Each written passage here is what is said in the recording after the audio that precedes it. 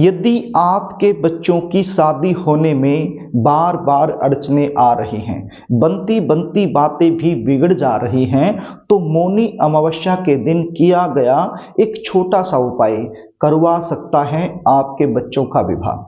आज जो उपाय मैं आपको बताने वाला हूं, ये उपाय यदि बच्चे खुद अपने लिए करना चाहें तो खुद भी कर सकते हैं, और यदि खुद नहीं कर पा रहे हैं तो ऐसी सिचुएशन में माता पिता अपने बच्चों के शीघ्र विवाह के लिए ये उपाय जरूर करें। कई बार सिचुएशन क्या होती है, आपके बच्चे दिखने में सुंदर होते हैं, अच्छी खासी उनकी जॉब होती है, या फिर अपना खुद का काम होता है। भगवान की कृपा से आपका जो बैकग्राउंड है वो भी काफी अच्छा होता है। इतना कुछ होने के बावजूद भी शादी में बार बार विलंब होता रहता है। रिश्ते आएंगे, बातें चलेंगी, लेकिन कोई भी बात, कोई भी रिश्ता सफलता तक नहीं पहुंच पाएगा, बीच में ही ब्रेक हो जाएगा। देखने वाले आएंगे, देख कर चले जाएंगे, लेकिन किसी भी प्रकार का पॉजिटिव रिप्लाई सामने से आपको मिल नहीं पाएगा। कुछ ऐसे रिश्ते आएंगे जो आपके लेवल के नहीं हैं, तो आप अपनी तरफ से मना करते रहोगे, और कोई ऐसा रिश्ता जो आपके लेवल का है, आपको पसंद है, तो वो रिश्ता सामने से पक्का नहीं हो पाएगा। ऐसे में बच्चों की उम्र लगातार निकलती जाएगी, तो ये सिचुएशन मन को परेशान करने वाली बन जाती है।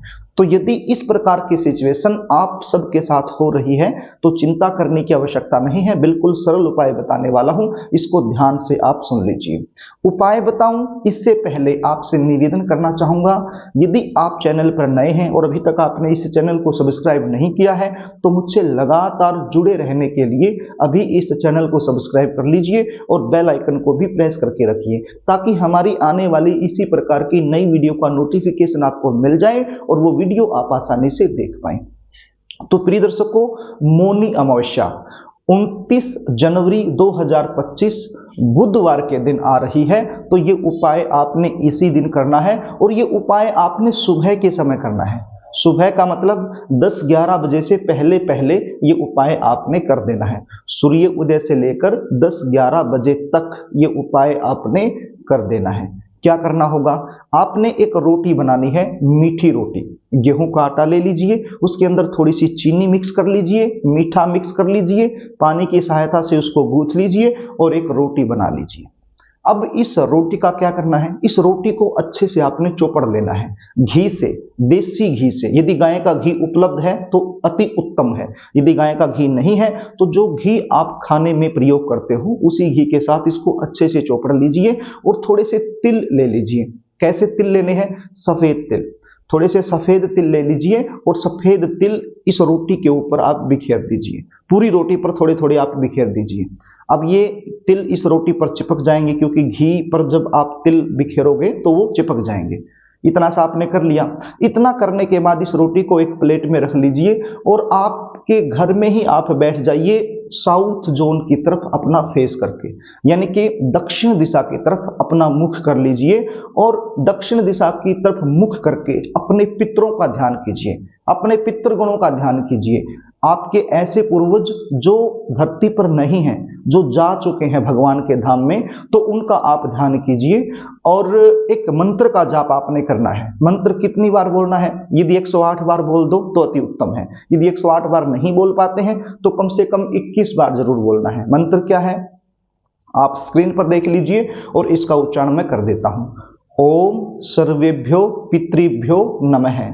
ओम सर्वेभ्यो पितृभ्यो नमः। इस मंत्र को आपने बोलना है 108 बार। यदि 108 बार बोलने का समय नहीं है आपके पास तो कम से कम 21 बार जरूर बोल लीजिए।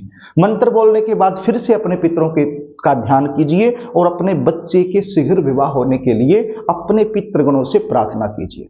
उसके बाद जिस बच्चे की शादी के लिए ये उपाय आप कर रही हो या कर रहे हो, तो उस बच्चे से एक बार इस रोटी को टच करवा लीजिए, छुआ लीजिए, यदि घर में है तो। और यदि घर में नहीं है तो केवल उस बच्चे का नाम बोल दीजिए, उस बच्चे का गोत्र बोल दीजिए, चाहे वो लड़का हो या लड़की हो, तो उसका नाम बोल दीजिए, उसका गोत्र बोल दीजिए, और अपना उनका नाम और गोत्र बोलकर अपनी मनोकामना बोलते हुए ये रोटी गाय माता को आप खिला दीजिए।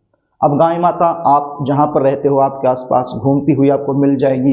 गलियों में जो आवारा पशुओं के रूप में गाय माता घूमती हैं वो आपको मिल जाएगी। यदि वो नहीं मिलती है तो आपके आसपास कोई गौशाला हो वहाँ आप चले जाइए।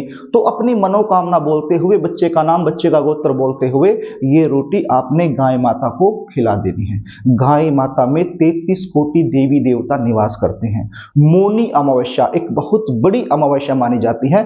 तो मौनी अमावस्या के दिन जब गाय माता को ये रोटी आप अपनी मनोकामना बोलते हुए खिलाओगे तो आपकी जो मनोकामना है वो जल्द से जल्द पूर्ण हो जाएगी। तो इस प्रकार से ये उपाय करना है। एक ही दिन का उपाय है, बिल्कुल सरल है लेकिन चमत्कारी है।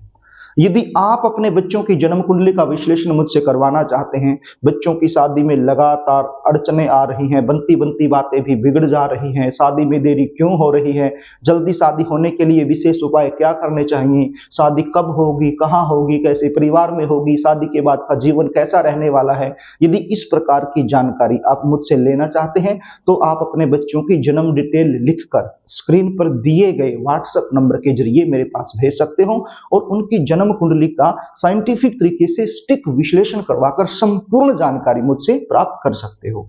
यदि आपको ये कार्यक्रम अच्छा लगे तो इस वीडियो को लाइक जरूर करना, इसको शेयर भी करना। हाँ, एक बात और बता देता हूँ, जन्म कुंडली विश्लेषण की हमारी फीस होती है वो आपको पे करनी होती है, उसके बाद ही संपूर्ण जानकारी आपको मिल पाती है।